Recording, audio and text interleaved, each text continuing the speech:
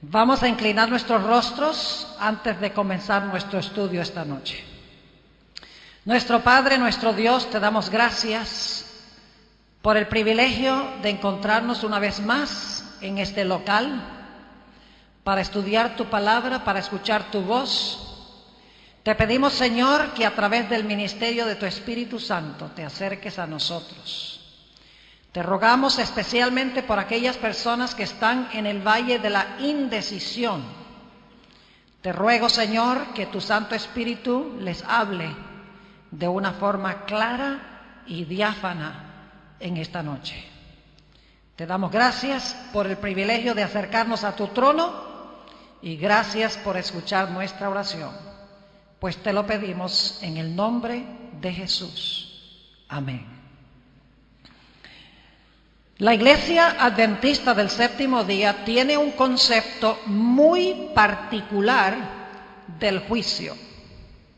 Si ustedes le preguntan a la mayoría de los cristianos en cuanto al juicio, ellos probablemente les van a decir que el juicio se realiza en el momento de la segunda venida de Cristo.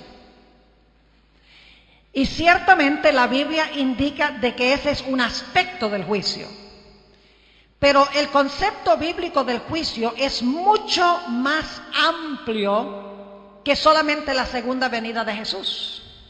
En efecto, el concepto adventista del juicio enseña que el juicio se compone de tres fases o de tres etapas. Y esas etapas cubren no solamente horas o días o años, sino siglos. Es decir, el juicio se debe entender en tres partes distintivas. Y esta noche yo quiero hablarles del concepto bíblico del juicio.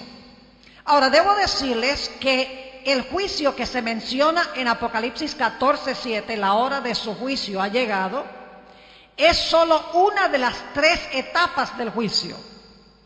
Así que esta noche no nos vamos a atener solamente al juicio o a la etapa que se menciona en Apocalipsis 14:7. Quiero presentarles el concepto global del juicio, como se encuentra expresado en la Sagrada Escritura. Vamos a encontrar en nuestro estudio de esta noche que la razón por la cual Dios desempeña el juicio en tres etapas o en tres fases es porque el gran conflicto entre el bien y el mal y el plan de la salvación tiene un propósito mucho más amplio que el de salvar al ser humano. El mal no existe solamente en este planeta. El mal existe a un nivel universal. El pecado comenzó no en la tierra, sino en el cielo. Ahora, quiero comenzar leyendo una serie de versículos bíblicos que indican de que este conflicto que Dios tiene que resolver es un conflicto cósmico, un conflicto universal. No solamente tiene que resolver el problema del pecado en este pequeño planeta. Apocalipsis, el capítulo 12. Y los versículos 7 al 9 describen el origen del mal en el universo. No comenzó aquí en la tierra, comenzó en el cielo. Dice allí en Apocalipsis 12:7, después hubo una gran batalla en el cielo. Miguel y sus ángeles luchaban contra el dragón y luchaban el dragón y sus ángeles. Pero no prevalecieron, ni se halló ya lugar para ellos en el cielo. Y fue lanzado fuera el gran dragón, la serpiente antigua que se llama Diablo y Satanás, el cual engaña al mundo entero. Fue arrojado a la tierra y sus ángeles fueron arrojados con él. El pecado no comenzó en este mundo. El pecado comenzó en el cielo. Lo interesante es que el mismo capítulo de Apocalipsis nos dice que una tercera parte de los ángeles escogieron aliarse con Satanás. Esto indica de que los argumentos de Satanás contra el gobierno de Dios parecían muy factibles eran muy persuasivos, o si no, una tercera parte de los ángeles no se hubieran ido con Satanás. Es decir, en el mismo cielo, entre los ángeles había confusión en cuanto a Dios y los argumentos que Satanás estaba empleando en contra de Dios. Y esto sucedió antes de que este planeta fuera creado, antes que Adán y Eva pecaran. Es decir, los ángeles están involucrados en el problema del mal a nivel universal. Pero no solamente los ángeles leales que permanecieron leales a Dios, los ángeles caídos que se fueron con Satanás, también los seres de otros mundos están involucrados, observando la forma en que Dios trata con el problema del mal. Quiero leerles una cita que encontramos, y esta la traduje yo, es de Elena White, en la revista Review and Herald, septiembre 25 del año 1900. Escuchen lo que dice ella. Dios tiene mundos sobre mundos que obedecen su ley. Todo lo que se hace en estos mundos es para la gloria del Creador. Al ver los habitantes de estos mundos el gran precio que se ha pagado para rescatar al hombre, se llenan de admiración. Con intenso interés observan la controversia entre Cristo y Satanás. Y a medida que esta controversia avanza y la gloria de Dios resplandece más y más, le rinden alabanza. No obstante, porque el hombre finito tan solo es capaz de discernir un poco del maravilloso poder de Dios, este se apropia de la gloria que le pertenece al Creador. Oh, que el velo pudiese ser quitado y pudiesen los hombres ver más allá de su propia sabiduría. Cada boca cesaría entonces de jactarse. Los hombres comprenderían la grandeza de los planes de Dios y en cambio comprenderían que su propio conocimiento es vastamente inferior. Nunca más pensarían que tienen el derecho de juzgar los planes de Dios o de convocarle ante su tribunal para dictar sentencia sobre sus acciones. Mundos sobre mundos en el universo que nunca pecaron y están observando la forma en que Dios resuelve el problema del mal. Los ángeles celestiales observando cómo Dios resuelve el problema del mal. Los ángeles caídos y Satanás observando la forma en que Dios resuelve este problema. Y los seres humanos también observando la forma en que se resuelve el problema del mal. Y vamos a ver en esta noche que la razón por la cual Dios hace el juicio en tres partes es para convencer a cada uno de los grupos que están involucrados en esta controversia de que Él es amoroso, misericordioso y justo. Vayan conmigo a 1 Corintios, el capítulo 4 y el versículo 9. Un versículo muy interesante, me gusta la forma como está traducido aquí en la versión del 60. 1 Corintios 4 y el versículo 9 dice el apóstol San Pablo: porque según pienso, Dios nos ha exhibido a nosotros, los apóstoles, como postreros, como a sentenciados a muerte, pues hemos llegado a ser espectáculo. La palabra griega allí es la palabra teatro. Es decir, el apóstol San Pablo está diciendo aquí, nosotros los apóstoles, a quienes nos han sentenciado a muerte, hemos llegado a ser el teatro, y aquí dice en la traducción, al mundo, en realidad se podría traducir al universo, y a quienes más, a los ángeles y a los hombres. Tres grupos: el universo, los ángeles y los hombres. Y dice el apóstol San Pablo que ellos habían llegado a ser espectáculo o teatro a todos estos tres grupos. ¿Sabían ustedes que Dios tiene que reconciliar consigo no solamente la tierra, sino también el cielo? Noten lo que dice en el libro de Colosenses, el capítulo 1 y los versículos 19 y 20. Colosenses el capítulo 1 y el versículo 19 y 20. Dice: por cuanto agradó al Padre que en Él habitase toda la plenitud, es decir, en Jesús. Y por medio de Él, es decir, por medio de Jesús, reconciliar consigo todas las cosas, así las que están en la tierra como las que están en los cielos, haciendo la paz mediante la sangre de su cruz. Es decir, a través de Jesús, Dios no solamente reconcilia consigo mismo a la tierra, sino que dice que reconcilia a sí mismo también a los cielos.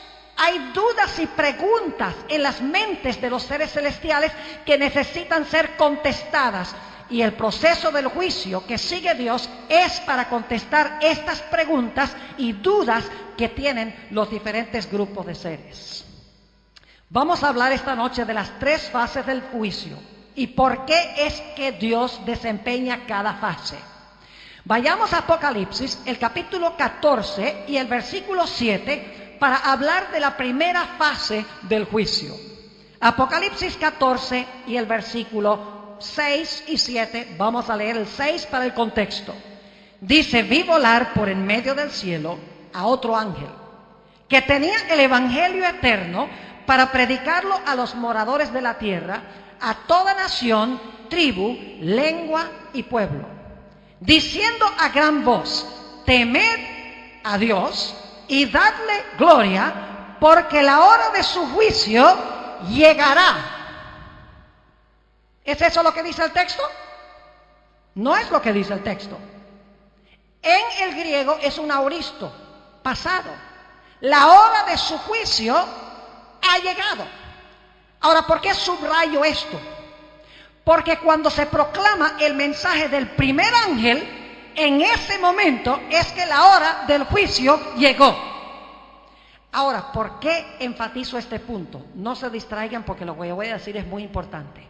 ¿Saben ustedes que la primera fase del juicio se realiza antes de la segunda venida de Jesús?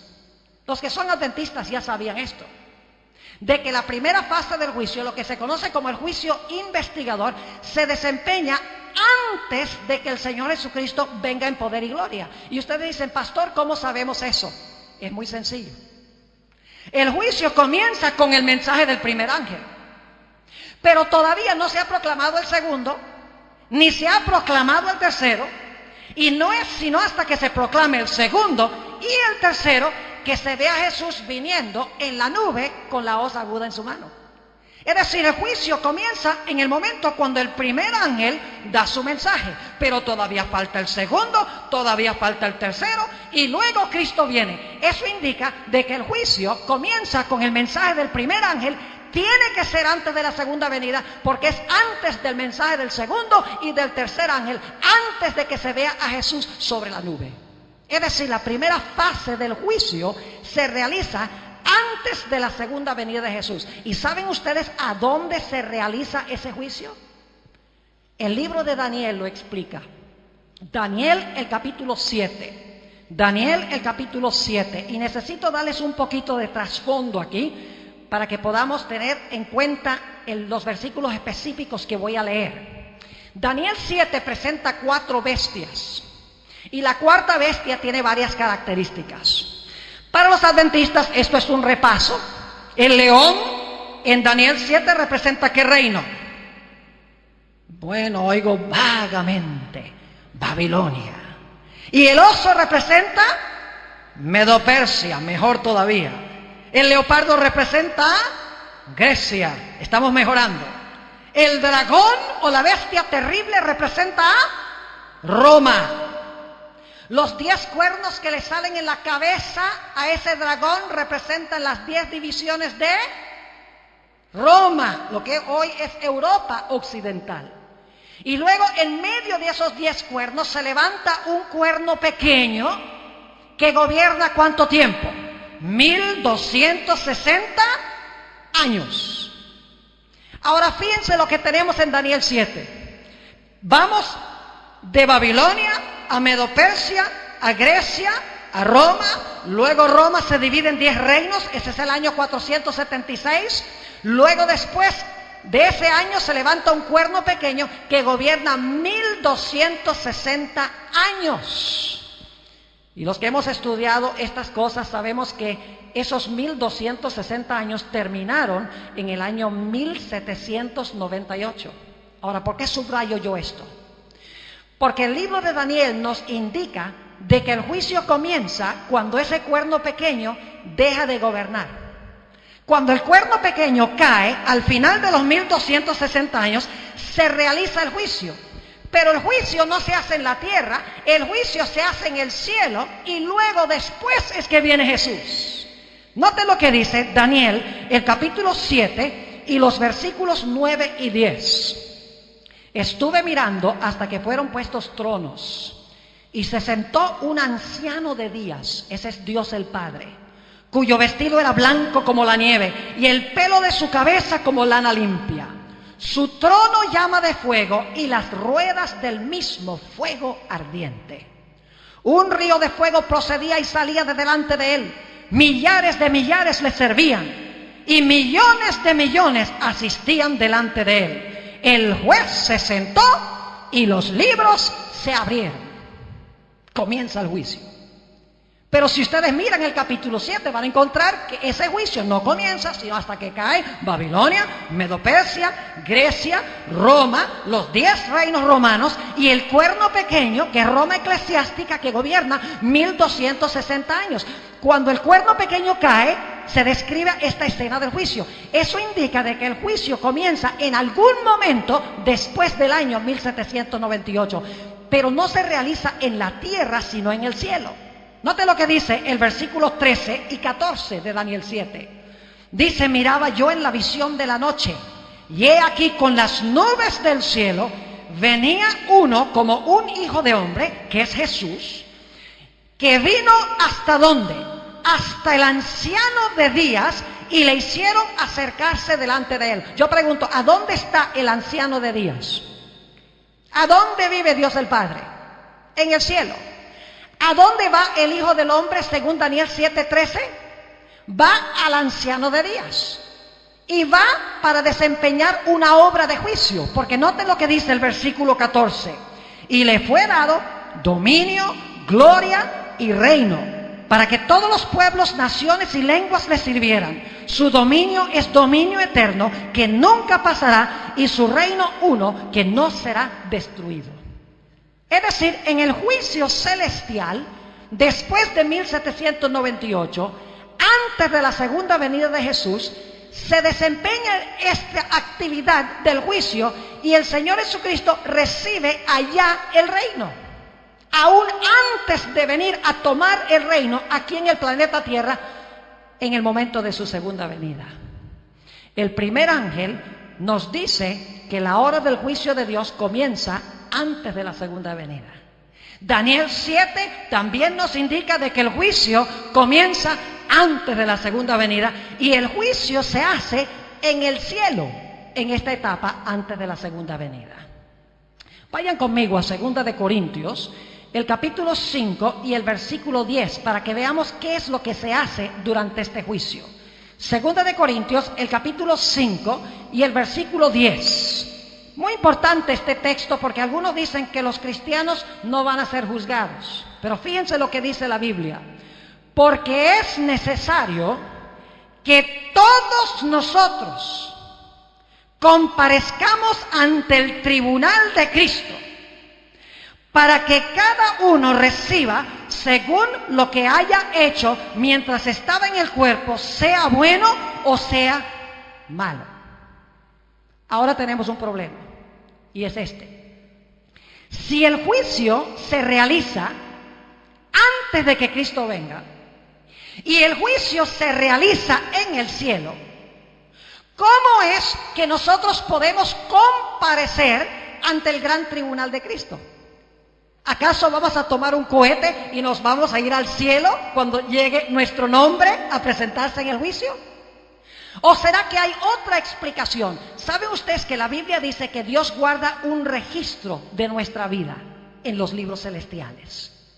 Y en el juicio, nosotros no comparecemos personalmente en el juicio, porque es antes de que Cristo venga, todavía estamos en la tierra, y no se realiza en la tierra, sino en el cielo. Es decir, nosotros comparecemos ante el tribunal de Cristo a través de nuestros registros. Y mañana en la mañana voy a ampliar un poquito más esto, porque Dios tiene una copia exacta en el cielo de cada una de nosotros. No tenemos que ir personalmente, porque cuando se abren los libros hay un registro exacto de cada palabra, de cada pensamiento, de cada acción, de cada cosa secreta. Dios tiene una fotocopia en el cielo de nosotros. Y cuando surge nuestro nombre en el juicio, Dios trae los libros, abre los libros y examina nuestra vida de acuerdo a los registros. Cuando termine este juicio, se van a pronunciar las terribles palabras de Apocalipsis 22 y el versículo 11. Fíjense qué palabras tan solemnes. Dice: el que es injusto, sea injusto todavía. El que es inmundo, sea inmundo todavía. El que es justo, practique la justicia todavía. Y el que es santo, santifíquese todavía. Es decir, que cuando termine este juicio celestial, que comenzó antes de la venida de Cristo, y que comenzó en el cielo, mientras todas las personas estaban en la tierra, cuando concluya ese juicio investigador, se van a haber definido todos los casos para vida o para muerte, de acuerdo a lo que se encontraba escrito en los libros. Y luego noten Apocalipsis 22, 12. Dice en Apocalipsis 22 y el versículo 12, hablando Jesús: he aquí yo vengo pronto, y mi galardón conmigo, para recompensar a cada uno según su ¿qué? A cada uno según su obra. Ahora quiero subrayar dos cosas en cuanto a este versículo 12. En primer lugar, cuando Cristo regresa, ¿qué trae? ¿Qué trae? El galardón. ¿Qué es un galardón? Es la recompensa. Jesús, cuando venga, trae la recompensa. Y trae la recompensa de acuerdo a nuestras ¿qué? De acuerdo a nuestras obras, dice aquí. Así que cuando Jesús venga por segunda vez, viene a recompensarnos según nuestras obras. ¿Se examinaron las obras en el juicio de antemano? Tiene que ser, porque cuando venga trae su recompensa, y para traer la recompensa tiene que haber hecho un juicio para determinar si esa era la recompensa que nosotros merecemos. Es decir, si Jesús trae el galardón, de antemano tiene que haber determinado cuál iba a ser el galardón, quién iba a recibir el galardón para vida y quién no iba a recibir el galardón para vida. Y como dice la última parte de este texto, dice que nos va a recompensar de acuerdo a nuestras obras. Esto indica de que Dios examinó nuestras obras antes de que viniera a traernos el galardón. Quiero leer 2 o 3 textos más que aclaran aún más este punto. Noten lo que dice en Mateo el capítulo 16 y el versículo 27. Mateo el capítulo 16 y el versículo 27. Aquí está hablando Jesús. Y fíjense qué interesante lo que dice el Divino Maestro. Mateo el capítulo 16 y el versículo 27. Dice: porque el Hijo del Hombre vendrá en la gloria de su Padre con sus ángeles, y entonces pagará a cada uno conforme a sus obras. ¿Cuándo es que Cristo va a pagar a cada uno conforme a sus obras? Cuando Él venga. Tiene que haber determinado de antemano cuál iba a ser el pago, si trae la recompensa para cada uno según sus obras. Claro que sí. Ahora vamos a Primera de Tesalonicenses, el capítulo 4. Aquí les va a quedar absolutamente claro este punto. Primera de Tesalonicenses, el capítulo 4, y quiero leer los versículos 15 al 17. Versículos muy bien conocidos, casi siempre se leen en los funerales, en los entierros. Dice en el versículo 15 de Primera de Tesalonicenses 4: por lo cual os decimos esto en palabra del Señor, que nosotros que vivimos, que habremos quedado hasta la venida del Señor, no precederemos a los que durmieron. ¿Quiénes son los que durmieron? Los que murieron, ¿verdad? Hay dos grupos, los vivos y los que murieron en Cristo. Versículo 16. Porque el Señor mismo, con voz de mando, con voz de arcángel y con trompeta de Dios, descenderá del cielo, y los muertos en Cristo resucitarán primero. Luego nosotros, los que vivimos, los que hayamos quedado, seremos arrebatados juntamente con ellos en las nubes para recibir al Señor en el aire, y así estaremos siempre con el Señor. Ahora voy a hacer la pregunta: ¿cuándo es que los vivos van a ir a estar con Jesús? ¿Cuándo Jesús qué? Venga. ¿Cuándo van a ir a estar con Jesús los que murieron en Cristo? Cuando Cristo venga. ¿Van a ir los muertos primero y después los vivos? No, el pasaje dice que los muertos en Cristo van a resucitar, luego junto con los vivos, simultáneamente van a ser arrebatados en las nubes a recibir al Señor en el aire. Ahora, ¿por qué es importante esto? Porque la mayoría de los cristianos enseñan que si una persona cuando se murió fue mala, se fue para el infierno en el momento de la muerte. O enseñan que si la persona fue buena, se fueron al cielo en el momento de la muerte.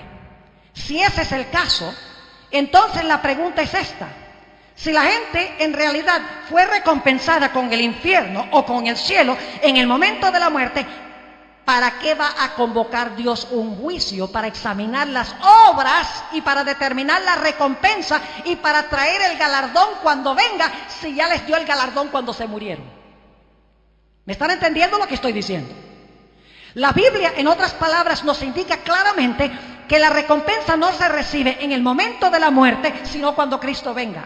Y esa recompensa se determina antes, en la hora del juicio, antes del mensaje del segundo ángel, antes del mensaje del tercer ángel, antes de que se vea a Jesús venir en la nube, porque el juicio comienza con el mensaje del primer ángel. Daniel 7 dice que el juicio se realiza en el cielo. Esto sencillamente significa que Dios va a examinar los casos de todas las personas que profesaron el nombre de Jesús antes de la segunda venida, para determinar la recompensa que cada uno va a recibir. Note lo que dice segunda de Timoteo, el capítulo 4 y el versículo 6 al 8. ¿Cuándo esperaba el apóstol Pablo recibir su galardón? ¿En el momento de la muerte? Ciertamente no. Dice el apóstol Pablo en 2 de Timoteo 4 y el versículo 6: porque yo ya estoy para ser sacrificado, y el tiempo de mi partida está cercano. He peleado la buena batalla, he acabado la carrera, he guardado la fe. Por lo demás, me está guardada la corona de justicia, la cual me dará el Señor, juez justo, en aquel día. Y no solo a mí, sino también a todos los que aman su venida. ¿Cuándo es que el apóstol Pablo esperaba recibir la corona de la recompensa? Dice que la iba a recibir con todos aquellos que aman la venida de Jesús en el momento cuando Cristo venga. Es decir, si ese es el caso, entonces el apóstol Pablo no recibió su recompensa celestial cuando murió. Ningún cristiano que murió en Cristo recibe su recompensa en el momento cuando se muere, porque en algún momento antes de la segunda venida su nombre va a surgir en el juicio, se va a examinar su vida. Cuando se determine que murió en Cristo o que vivió en Cristo, entonces va a venir Cristo a recompensar a sus hijos con la vida eterna. Ahora inmediatamente nos preguntamos, ¿por qué razón es que Cristo desempeña este juicio antes de su segunda venida solamente con los que murieron en Cristo y con los que están vivos en Cristo? Porque no examina los casos de los impíos, de los malos.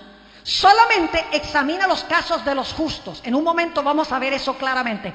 ¿Qué urgencia hay antes de la segunda venida de examinar los casos de aquellas personas que murieron en Cristo y que vivieron en Cristo? Ustedes saben la respuesta. Cuando Cristo venga en su segunda venida, Él tiene planes de llevarse a los que vivieron en Él y a los que murieron en Él, ¿a dónde? Al cielo. Pero antes de llevárselos al cielo, tiene que determinar en el juicio a quiénes son los que se van a llevar. Ahora, Dios sabe todas las cosas. Dios no necesita libros, Dios no necesita registros, pero los ángeles celestiales y los seres de otros mundos no pueden leer la mente, no conocen la condición íntima de cada ser humano que profesó el nombre de Jesús. ¿Saben que hay personas que profesaron el nombre de Jesús que en realidad fueron falsos creyentes? No todo el que me dice Señor, Señor, entrará en el reino de los cielos, mas el que hiciere la voluntad de mi Padre que está en los cielos. Muchos me dirán en aquel día, Señor, Señor, no echamos demonios en tu nombre. Señor, Señor, no hicimos señales en tu nombre. Señor, Señor, no profetizamos en tu nombre. Eran cristianos porque profesan el nombre de Jesús. Y Jesús va a decir, no os conozco, apartaos de mí, obradores de maldad. Hay creyentes falsos que aparentan ser muy buenos. Los seres celestiales necesitan que Dios les abra los libros para revelarles no solamente las obras de afuera, sino la vida íntima, los pensamientos, las emociones y los sentimientos, para que vean que Dios es justo, correcto en su decisión de llevarse a este grupo de personas al cielo. Y como en la segunda venida se los va a llevar, es necesario determinar de antemano a quiénes es que va a llevar. Es decir, el propósito de esta fase del juicio es convencer a los habitantes de otros mundos y convencer a los ángeles leales en el cielo de que Dios, cada persona que se lleva al cielo, esa persona se la está llevando justamente porque en realidad entregó su vida con plenitud a Jesús. Y la Biblia nos dice que cuando Cristo venga, vamos a ser arrebatados en las nubes y vamos a ir ¿a dónde? Vamos a ir al cielo. Ustedes conocen ese pasaje. No se turbe vuestro corazón. Juan 14, 1 al 3. No se turbe vuestro corazón. ¿Creéis en Dios? Creed también en mí. En la casa de mi Padre muchas moradas hay. ¿Dónde queda la casa del Padre? Jesús enseñó que debemos orar, Padre nuestro que estás en el cielo. En la casa de mi Padre muchas moradas hay. Si no fuere así, os lo hubiera dicho.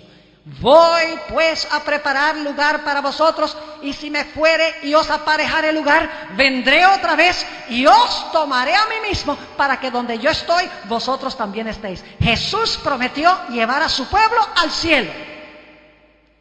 Pero saben ustedes que nuestra permanencia en el cielo va a ser solamente provisional.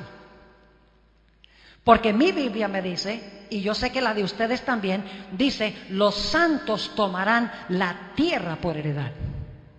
No vamos a habitar para siempre en el cielo. Vamos a ir temporalmente al cielo. Cuando Cristo venga, aquellos casos que fueron examinados, se determinó que murieron en Jesús, que confiaron en Jesús estando vivos. Jesús viene, son arrebatados en las nubes juntamente con Jesús, y Jesús se los va a llevar a la casa del Padre por 1000 años. Y aquí es que llegamos a la segunda fase del juicio. ¿Saben algo interesante? El libro de Apocalipsis mismo presenta estas 3 fases del juicio. En Apocalipsis 14:7, la hora de su juicio ha llegado, cuando se proclama el mensaje del primer ángel. La segunda etapa del juicio está en Apocalipsis 20 y el versículo 4. Vayan conmigo allí.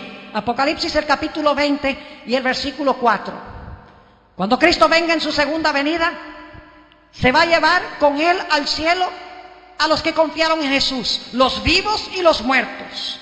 Los va a llevar al cielo, según vimos, a la casa del Padre. Y durante 1000 años el pueblo de Dios va a tener un trabajo que hacer en el cielo. Versículo 4 dice, y vi tronos. ¿Se acuerdan en Daniel 7 que fueron colocados tronos para el juicio? Ahora se colocan tronos de nuevo. Pero esto ya no es antes de la segunda venida, porque en Apocalipsis 20 está hablando durante el milenio. Hay una etapa de juicio durante el milenio, según Apocalipsis 20. Dice, y vi tronos, y se sentaron sobre ellos los que recibieron facultad de ¿qué?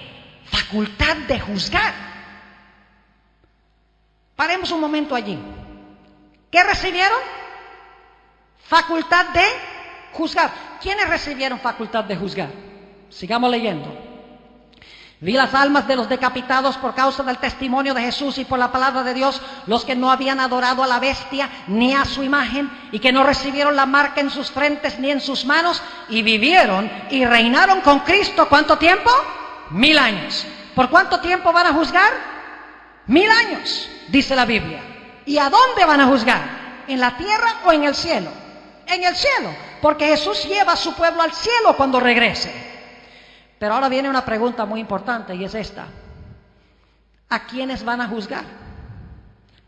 Si los que se salvaron están todos en el cielo, mientras que los que se perdieron se quedaron atrás.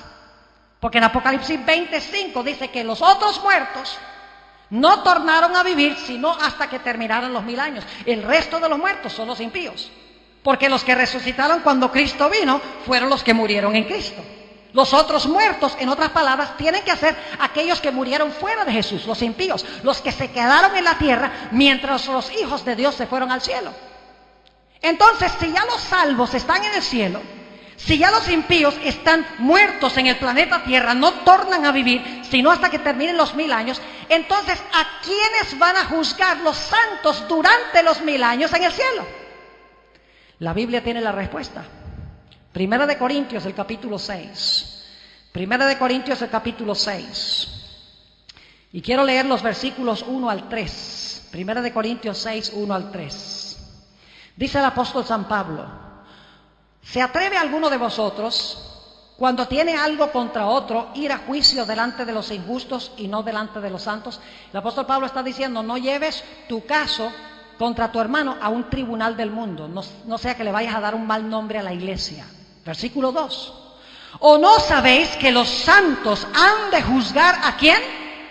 ¿Han de juzgar al mundo? Esa palabra mundo, cosmos, se usa repetidas veces en el Nuevo Testamento para referirse a aquellas personas que están involucradas en el mundo. Es decir, se refiere a los mundanos. No améis al mundo ni lo que está en el mundo. A lo suyo vino y los suyos no le conocieron.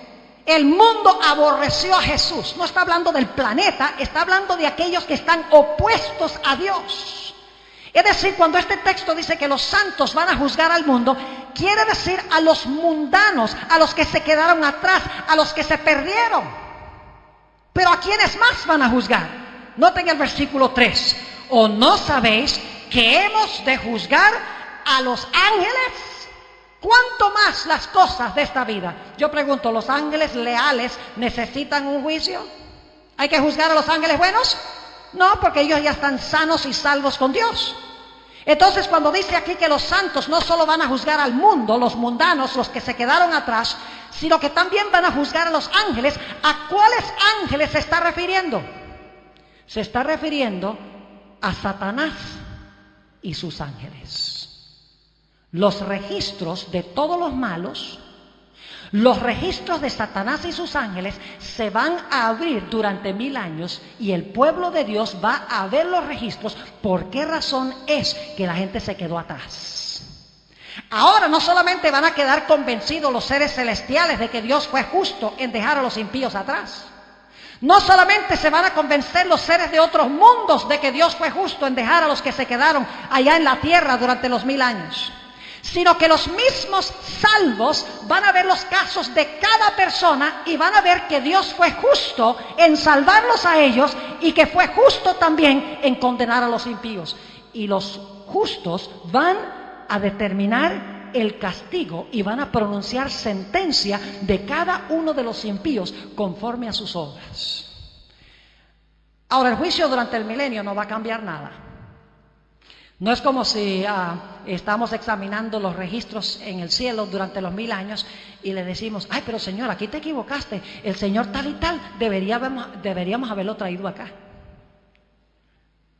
O Señor, mire, ese fulano que está aquí arriba, él no debe estar aquí, él debe regresar otra vez al planeta Tierra. El juicio durante el milenio no cambia nada, porque los perdidos están perdidos y los salvos están salvos en el cielo.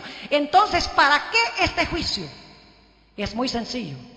A Dios le interesa lo que nosotros pensamos de Él. Va a haber personas que nosotros estábamos seguros iban a estar en el cielo y no están.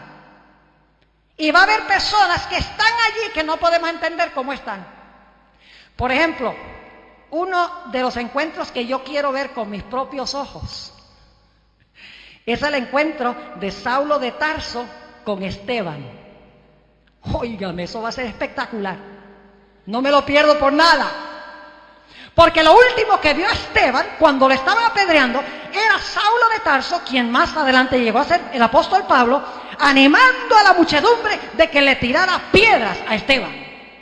Lo último que vio Esteban fue eso. Y ahora imagínense ustedes en el cielo, durante los 1000 años, Saulo de Tarso se va a salvar. Leímos los versículos donde dice: he peleado la buena batalla, he guardado la fe, yo sé que Dios me tiene la corona. Esteban también se va a salvar porque vio los cielos abiertos, estuvo dispuesto de morir por Jesús. Y ahora llega el momento en el cielo cuando está caminando Saulo de Tarso en una dirección y está caminando Esteban en la otra dirección. Y de repente se para Esteban y mira, ¿cómo? ¡Saulo! No puede. ¡Saulo de Tarso! No puede ser Saulo de Tarso. Sí, dice Saulo de Tarso. Dice el apóstol Pablo: Cristo también me redimió a mí. ¡Qué glorioso encuentro! Va a haber mucha gente en el cielo que tuvo obras malísimas. Y vamos a decir, ¿por qué razón están estas personas aquí? Se va a demostrar en los registros que a pesar de que llevaron vidas impías por un tiempo, finalmente entregaron sus vidas a Jesús. Vencieron el pecado por la gracia de Jesús. Y a pesar de que eran pecadores, fueron incluidos entre los redimidos. Pero va a haber mucha gente que esperábamos ver allí y no están. Mucha gente que fue aparentemente buena en la tierra, aún ante los seres celestiales, fueron buenos. Porque ese pastor fulano, que era tan bueno, ayudaba a la gente, se veía tan bien. ¿Por qué no está aquí? Cuando se hablan los registros, se va a revelar que ese pastor tenía problemas con pornografía en el internet. Que tenía pensamientos impuros. Que tenía sentimientos indebidos en su corazón que no se podía ver, porque los seres celestiales no pueden leer la mente, ni pueden mirar el corazón, pero Dios registra eso, para que cuando esas personas estén ausentes, digamos: Señor, fuiste absolutamente justo en dejar atrás a todos ellos, porque hemos mirado todos los casos, misericordioso y justo eres, y Señor, eres correcto y justo en traerte a tus hijos aquí al cielo. Y cuando termine el milenio, los seres celestiales, los ángeles leales y todos los redimidos van a concordar de que Dios es justo y verdadero. Pero falta un grupo por convencer: los que se quedaron atrás. Vayan conmigo a Apocalipsis 20. Otra etapa del juicio. Fíjense, este no es un invento de la iglesia adventista. Las 3 etapas del juicio las menciona Apocalipsis. Apocalipsis 14:7, la hora de su juicio ha llegado, antes de la segunda venida. En Apocalipsis 24, se le da facultad a los hijos de Dios de juzgar durante los 1000 años. Ahora vamos a ver una etapa del juicio que se realiza después de los 1000 años. ¿Y a quiénes querrá Dios convencer de que Él es justo y verdadero y misericordioso después de los 1000 años? ¿A quiénes falta por convencer? Díganme ustedes. Solamente a Satanás y sus ángeles y los impíos. Y ustedes dicen: ¿acaso Dios tiene que convencer a Satanás y sus ángeles y los impíos porque ellos se perdieron? Sí, Señor. Porque Dios no va a dejar ningún cabo sin atar. Cuando se termine la gran controversia entre el bien y el mal, todo el universo, fiel e infiel, se va a inclinar ante el trono de Dios y va a decir: justos y verdaderos son tus caminos, oh Jehová. El mismo Satanás y sus ángeles y los impíos van a admitir, después de ver sus registros, de que su exclusión del cielo fue justa. Yo puedo amar a un Dios que se preocupa por su universo de esa manera. Dios podría haber dicho: yo no necesito ningún juicio. Estos se salvaron y estos se perdieron. ¿Y por qué, Señor? Porque yo sé todas las cosas. ¿Qué clase de Dios es ese? Dios quiere que sus criaturas entiendan por qué se salvan los salvos y por qué se pierden los perdidos. Porque si no van a haber dudas en las mentes de los hijos de Dios. Por eso Dios va a convencer a cada criatura que jamás haya vivido en la historia del universo de que Él es justo y que Él es misericordioso y verdadero en su forma de tratar el mal. Apocalipsis 20 y el versículo 11 al 15 tiene la última etapa del juicio. Es después del milenio. Ahora escuchen bien. Después del milenio resucitan los otros muertos. Porque dice que no tornaron a vivir los otros muertos, sino hasta que pasaran, ¿qué? Los 1000 años. Los otros muertos tienen que ser los impíos, porque los muertos en Cristo resucitaron a la segunda venida y se fueron al cielo durante 1000 años. Es decir, los otros muertos son los impíos. Y no solamente tenemos Apocalipsis 25 que dice eso, sino que podemos claramente discernirlo por la siguiente manera. Los impíos, según Apocalipsis 20 y 21, van a sufrir la muerte segunda. La muerte segunda. Pregunta, si van a sufrir la muerte segunda, ¿tiene que haber una muerte primera? ¿Qué les parece? ¿Puede haber una muerte segunda sin una muerte primera? Claro que no. ¿Puede usted decir, mire, este es mi segundo hijo sin haber tenido uno?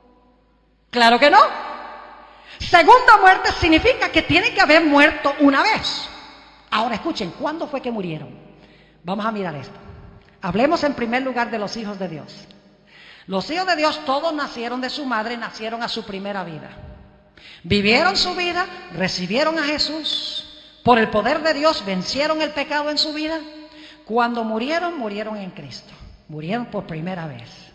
Cuando Cristo venga, van a ser resucitados y van a vivir con Jesús para siempre. Pero con los impíos es diferente. Porque los impíos también nacieron de su madre. También ellos vivieron su primera vida. Y cuando Cristo venga por segunda vez, según Apocalipsis 19, 21, ellos van a ser destruidos. Es decir, todos los impíos van a morir. Pero ese no es su castigo final, porque no han sido juzgados todavía. Son juzgados durante los 1000 años, como ya vimos. Y Dios no los va a castigar sin antes juzgarlos. El castigo de los impíos por sus pecados no es la muerte que sufren cuando Cristo venga. No es la primera muerte. Esto indica que después de los 1000 años van a resucitar a una segunda vida, por así decirlo. Y solo resucitando después del milenio a una segunda vida pueden sufrir, ¿qué cosa? Pueden sufrir muerte segunda. Es decir, el castigo por sus pecados es muerte segunda. Su primera muerte cuando Cristo venga no es el castigo por sus pecados. Mueren a la segunda venida. Durante los 1000 años sus casos son examinados. Después del milenio resucitan. Y ahora vamos a ver que Dios les va a abrir los libros a ellos para mostrarles sus vidas. Después que confiesen que Dios es justo, entonces se va a ejecutar la sentencia en contra de ellos. Dicho sea de paso, el juicio durante el milenio es como un trabajo de auditoría.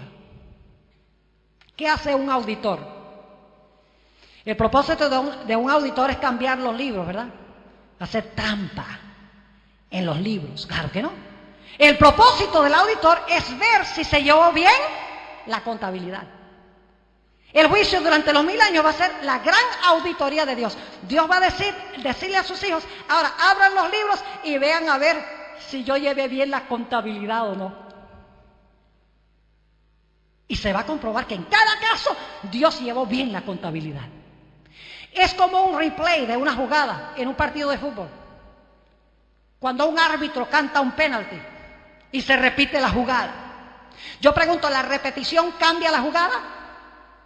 Cuando se repite la jugada cambia. No, el propósito es repetir la jugada para ver si el árbitro tuvo razón en cantar penalti. El juicio durante los 1000 años va a ser la repetición de la jugada de cada vida de cada persona. Dios va a demostrar que fue justo y verdadero, por así decirlo, en cantarle penalti a los impíos.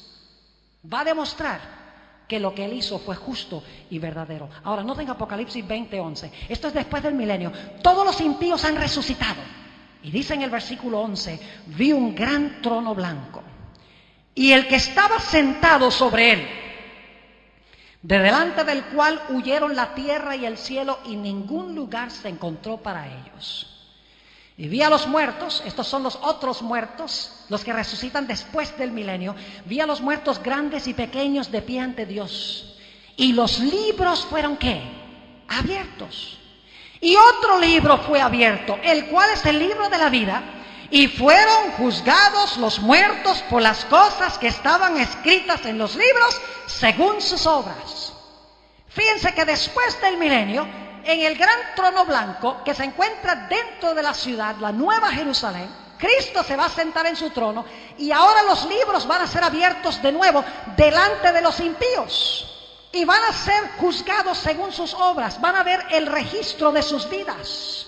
Versículo 13, y el mar entregó los muertos que había en él. Y la muerte y el Hades entregaron los muertos que había en ellos, y fueron juzgados cada uno según sus obras. Versículo 14. Y la muerte y el Hades fueron lanzados en el lago de fuego. Esta es la muerte segunda. Y el que no se halló inscrito en el libro de la vida fue lanzado en el lago de fuego. Es decir, después del milenio, Dios va a sacar los libros y le va a mostrar a todos los impíos fuera de la ciudad, a Satanás y sus ángeles, según 1 Corintios 6, les va a abrir los libros y les va a mostrar exactamente por qué están fuera de la ciudad y no adentro. Les va a decir, mire, a base de los registros, ¿merecen ustedes estar en la ciudad, sí o no? Y todos los impíos van a decir, no merecemos estar allí. Y Dios va a sacar el libro de la vida y les va a decir, mire, ¿ustedes encuentran el nombre de ustedes aquí en el libro de la vida? No, no está. ¿Saben por qué no está? Por las obras que ustedes desempeñaron. Porque ustedes no recibieron a Jesús. Porque ustedes no vivieron una vida semejante a la de Jesús por el poder del Espíritu Santo. Y se ve claramente en sus registros que ustedes hicieron esa elección. Y en ese momento va a alcanzar la historia de este mundo, la historia del universo, su clímax. Satanás, sus ángeles y todos los impíos se van a lanzar al suelo, se van a inclinar y van a decir, justos y verdaderos son tus caminos, oh Jehová. Como dice en Filipenses, el capítulo 2 y el versículo 6 al 11. Toda rodilla se doblará y toda lengua confesará que Jesucristo es el Señor, para la gloria de Dios el Padre. Solo en este momento puede Dios ejecutar la sentencia en contra de los impíos. Porque por primera vez en la historia del universo, todo el universo está en armonía. Los ángeles están de acuerdo de que Dios ha actuado bien. Los seres de otros mundos están de acuerdo de que Dios ha escogido bien. Los salvos van a estar de acuerdo de que Dios en cada caso obró debidamente. Aún Satanás, sus ángeles y los impíos van a confesar que su exclusión de la ciudad y de la vida eterna ha sido justa. Todo el universo está en este momento en armonía con Dios. Y solo en ese momento puede Dios destruir el pecado y los pecadores. Es decir, el concepto del juicio que tiene el libro de Apocalipsis es tripartito. Investigación, sentencia. Durante el milenio, investigación, los hijos de Dios van a dictar sentencia. Después del milenio, investigación y se va a ejecutar la sentencia. Y Dios lo hace de esta manera, porque Él no quiere dejar ni un solo cabo sin atar. Él quiere que todo el universo esté de acuerdo de que Él obró correctamente en el gran conflicto entre el bien y el mal. Qué gran Dios tenemos, ¿verdad? Que se preocupa por lo que nosotros pensamos. Cuando yo me pongo a pensar que Dios permitió, por ejemplo, que Jonás discutiera con Él y hasta lo regañara. Cuando permitió que Job, durante 37 capítulos de su libro, se quejara de Dios y pidiera explicaciones a Dios. Cuando veo que en la Biblia Dios permitió que los pecadores le hablaran a Él y le expresaran sus preocupaciones, como Abraham cuando dijo, Señor, si hay 50 justos en Sodoma, ¿los vas a destruir junto con todos los demás? Qué lindo que Dios se preocupa por lo que nosotros pensamos. Y en materia de resolver el problema del mal, Dios se preocupa por lo que nosotros pensamos. Ahora, mis hermanos y hermanas, apreciados estudiantes, el Señor Jesucristo en este mismo momento está examinando los casos con los seres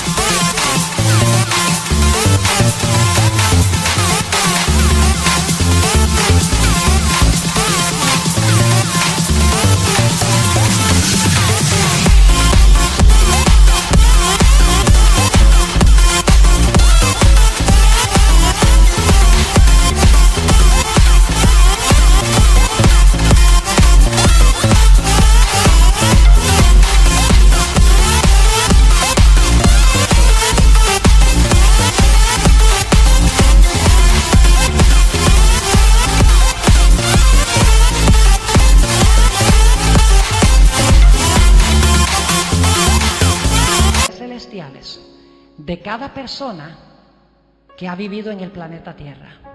La Biblia enseña que el juicio comenzó con los que han muerto en Cristo. Mañana vamos a ver que eso sucedió en 1844, comenzó ese juicio. Y ha continuado durante todos estos años con los muertos. Y muy pronto, no sabemos cuán pronto, el juicio pasará a aquellos que estamos vivos. Por eso el primer ángel dice: teme a Dios, dale gloria. La hora de su juicio ha llegado. Adorad a aquel que hizo el cielo, la tierra, el mar y las fuentes de las aguas.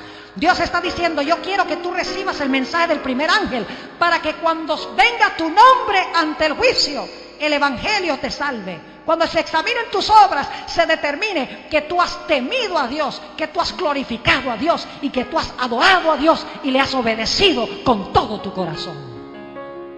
El mensaje del primer ángel tiene el propósito de prepararnos para el juicio. Yo quiero preguntar en esta noche: ¿cuántos de los presentes quieren decirle al Señor Jesús: yo deseo, Señor Jesús, que tú empieces tu obra con mi carácter? Señor, perdóname mis pecados, pero más que esto, Señor, limpia mi vida de todo mal. Siembra en mi corazón el temor de Dios. Ayúdame a glorificar tu nombre. Señor, dame poder para adorarte y obedecerte como mi Creador.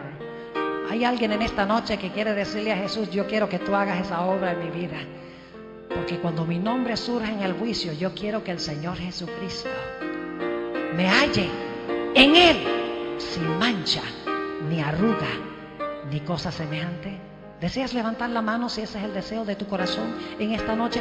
Este es un momento solemne. Dejen la mano arriba. Es un momento solemne.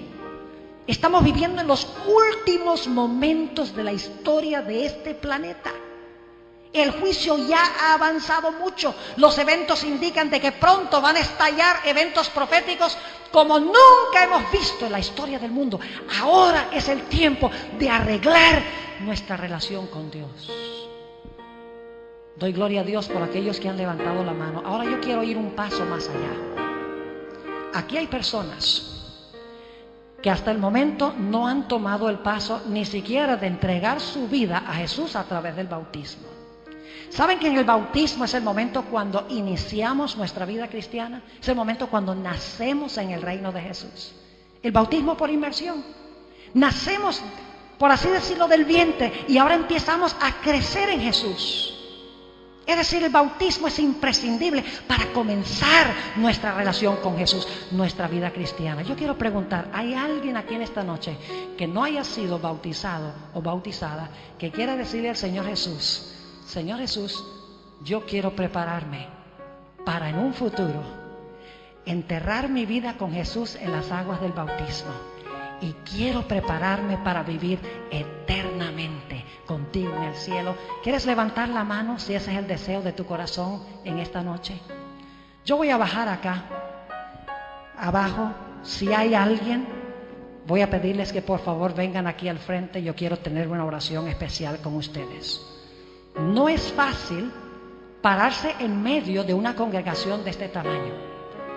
No hagan caso a lo que dicen los amigos, ni las amigas, ni lo que podrán decir los padres. Eso no interesa, porque está en juego la salvación. No puedes perder la salvación. El que creyere y fuere bautizado, ese será salvo, dice la Biblia. No dejes pasar este momento. Pasa al frente. Dile, yo voy a servir a Jehová. Yo escojo a Jesús como mi Salvador y mi Señor. Gloria a Dios por estas almas preciosas. Por favor, miren a la congregación.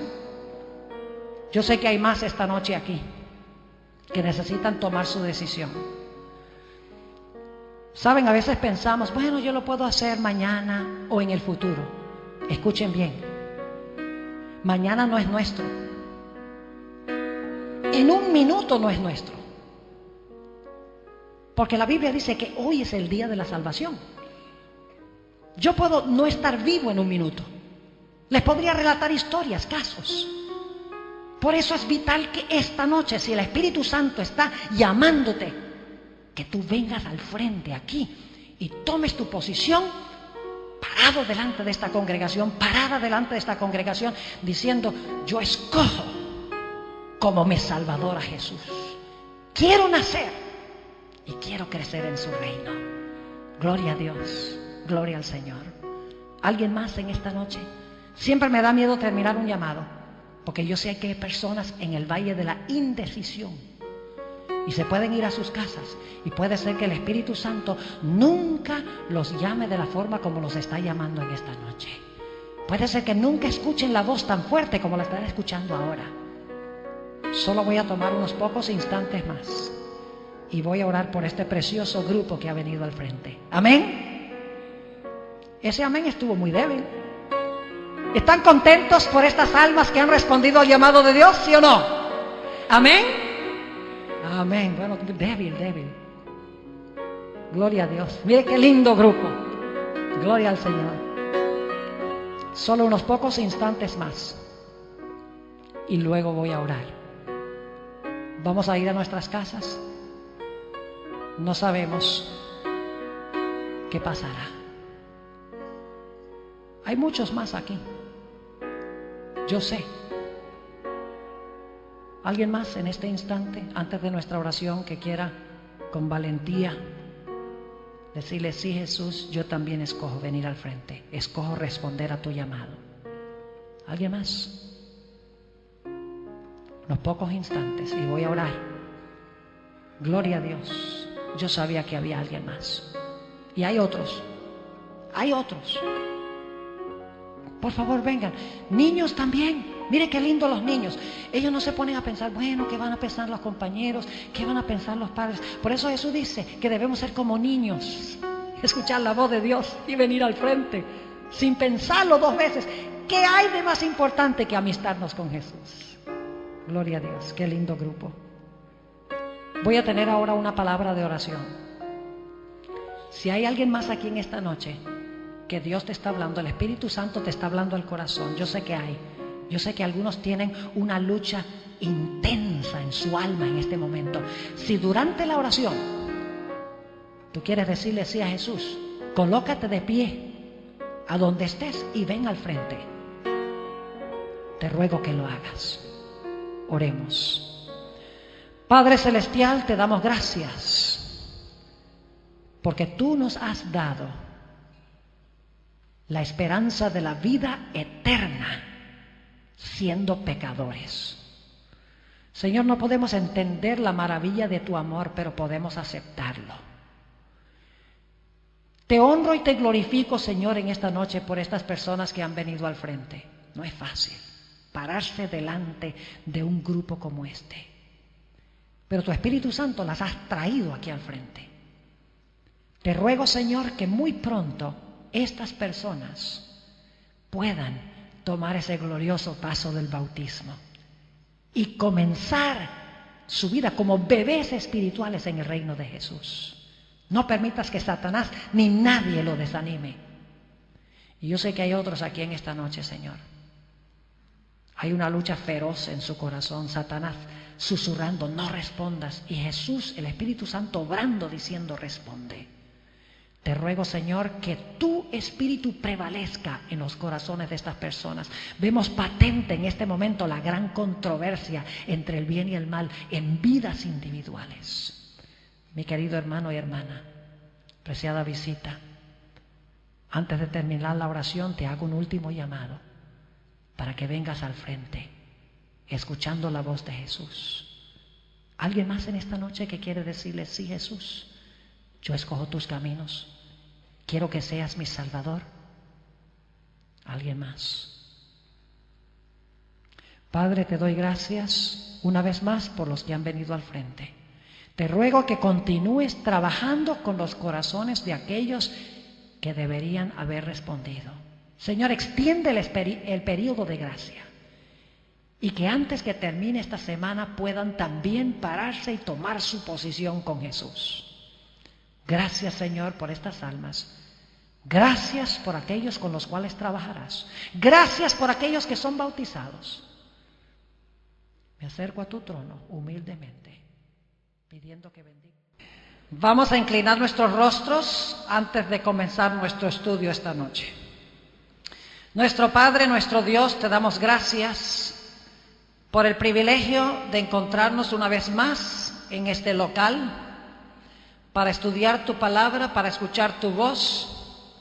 Te pedimos, Señor, que a través del ministerio de tu Espíritu Santo te acerques a nosotros.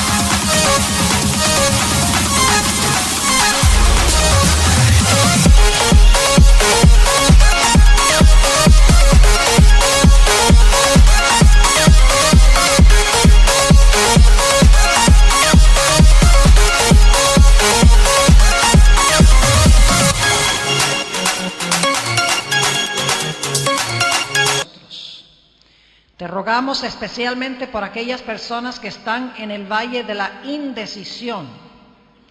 Te ruego, Señor, que tu Santo Espíritu les hable de una forma clara y diáfana en esta noche. Te damos gracias por el privilegio de acercarnos a tu trono y gracias por escuchar nuestra oración, pues te lo pedimos en el nombre de Jesús. Amén. La Iglesia Adventista del Séptimo Día tiene un concepto muy particular del juicio. Si ustedes le preguntan a la mayoría de los cristianos en cuanto al juicio, ellos probablemente les van a decir que el juicio se realiza en el momento de la segunda venida de Cristo. Y ciertamente la Biblia indica de que ese es un aspecto del juicio. Pero el concepto bíblico del juicio es mucho más amplio que solamente la segunda venida de Jesús. En efecto, el concepto adventista del juicio enseña que el juicio se compone de 3 fases o de 3 etapas. Y esas etapas cubren no solamente horas o días o años, sino siglos. Es decir, el juicio se debe entender en 3 partes distintivas.